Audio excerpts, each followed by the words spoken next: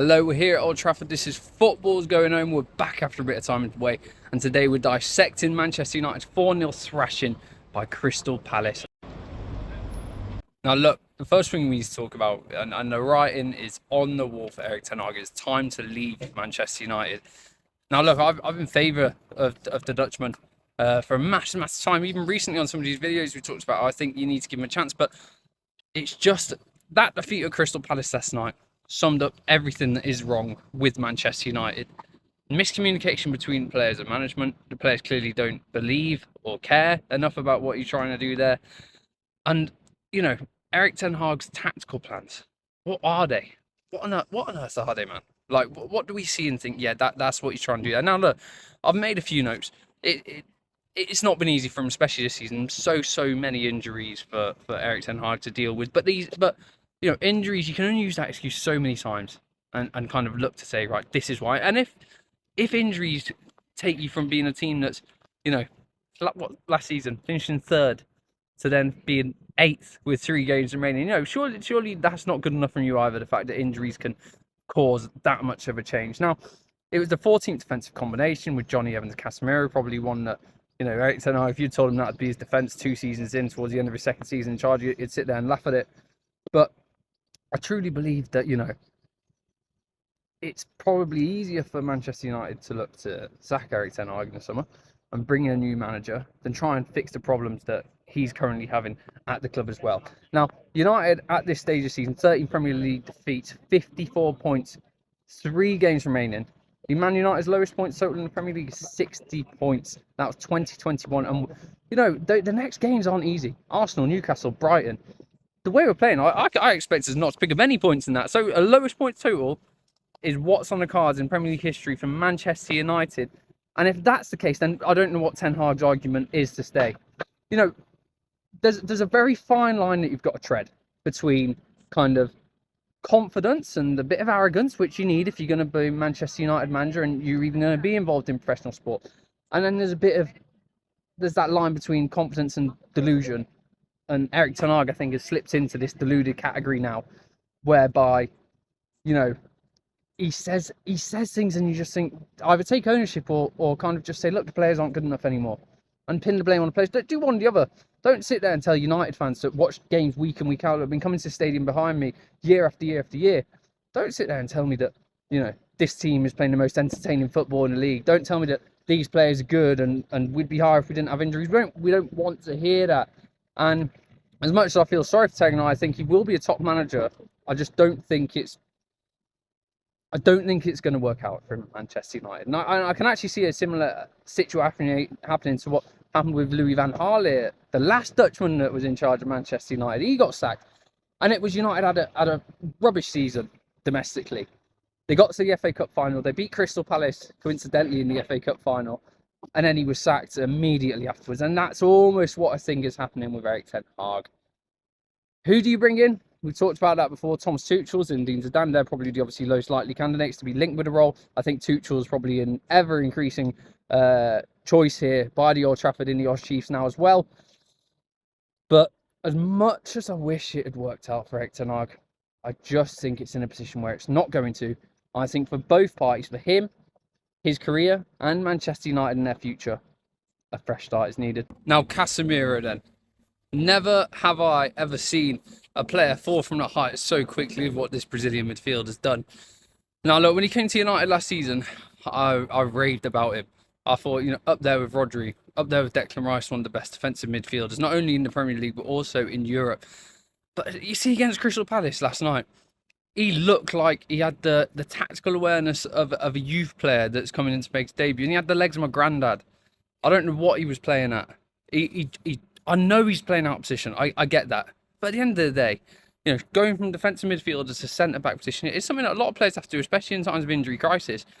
And a multiple Champions League winner, multiple La Liga winner, you know, probably when you look at it, one of the best defensive midfielders in the world of the past decade, has to be better. Has to be better. I mean, Michael Elise, a fantastic player, and I think actually we could probably see the Crystal Palace playmaker here at Old Trafford next season. But that first goal where he skipped past him, you know, it made Casemiro looked like a schoolboy. Rio Ferdinand tweeted, "Casemiro, stay on your feet." He doesn't know how to. You know, he dives in. He's reckless. He's a liability. And I'm sorry, you know, I'm not one of these United fans or journalists that sit there and just heap misery. But when you see a poor performance, call it out as a poor performance. And that from Casemiro was just not good enough last night at Selhurst Park. He's not only his on-pitch performances where he's not delivering. You know, he's also in that team, whether his English is fantastic or not, he's also in that team by Erik ten Hag as a trusted leader. He's done everything with Real Madrid. He's been a massive figure in Brazil as well, which is probably the hardest country you can represent in football, given the amount of responsibility and amount of pressure on you to deliver success. But at Manchester United this season, I've not seen anything that makes me think, yeah, that's the player that he was last year, or even before. And his legs have gone, and I hate to say it because that's the phrase that when you get to your 30s as a player, you never want to hear. And when you get told your legs have gone, you look at it and you think, yeah, maybe it's time to look at calling it a day and retiring. I'm astounded, to be honest. 32 years of old. He looks like he's playing, you know, close to 50 at times. I think the Premier League's too demanding now for him. I think European football probably is, unless he goes, you know, somewhere like Turkey or France. But I believe probably the most realistic outcome this summer is that Casemiro leaves the club.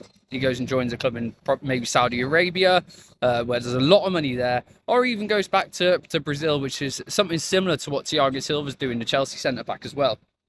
Now, I'm a fan of his in terms of what he's done in his career and how he was for Man United last season. But there's no excusing performances of late, and there's no excusing kind of not trying enough or not being smarter than what he is. There's nothing there that shows me experienced. Now, I would say, okay, pull Casemiro out for the remaining games in the Premier League season. We've got 3 games left. I don't think there's any point playing him in those. But, you know, despite all the criticism that I'm giving, I would say still play him in the FA Cup the FA Cup final against Manchester City.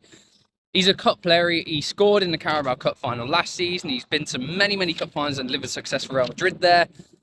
And I'm not saying this is easy. You know, this Manchester United team, compared to the Real Madrid team that Casemiro played, is, you know, there's no comparison whatsoever.